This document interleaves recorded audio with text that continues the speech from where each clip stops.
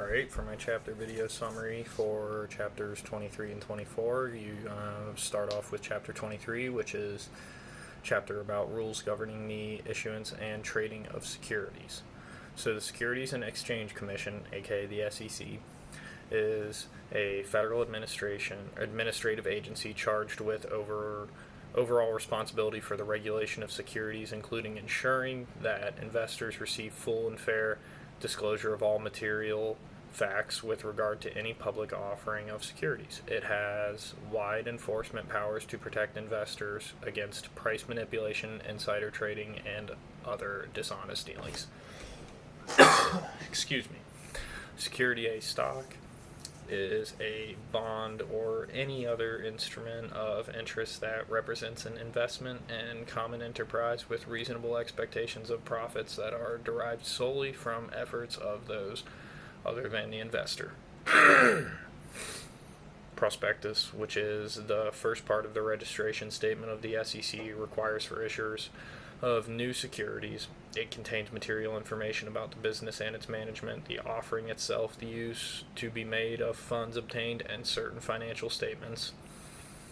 Then you have underwriter investment banking firm that agrees to purchase a securities issue from the issuer, usually on a fixed date at a price, with a view to eventually selling the securities to brokers who in turn sell them to the public. Then you hear about the red herring, which is a primarily prospectus that contains most of the information that will appear in the final prospectus, except for the price of the securities. The red herring prospectus may be distributed to potential buyers during the waiting period, but no sales may be finalized during this period. Letter of comment or deficiency is an informal letter issued by the SEC indicating what corrections must be made in a registration statement for it to become effective.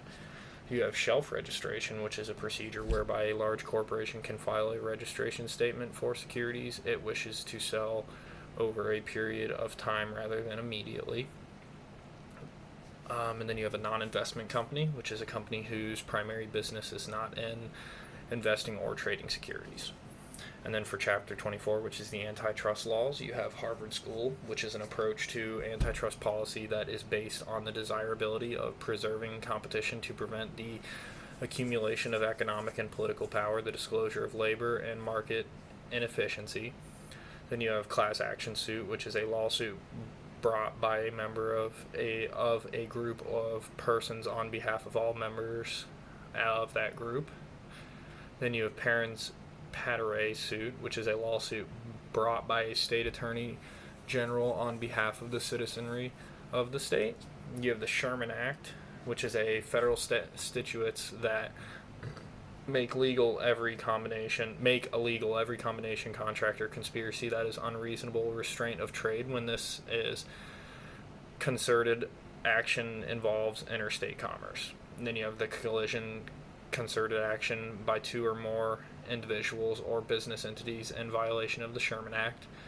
Then you have conscious parallelism, identical actions, which usually price increases that are taken independently but nearly simultaneously by two or more leading companies in an industry. And then you have restraint of trade action that interferes with the economic law of supply and demand.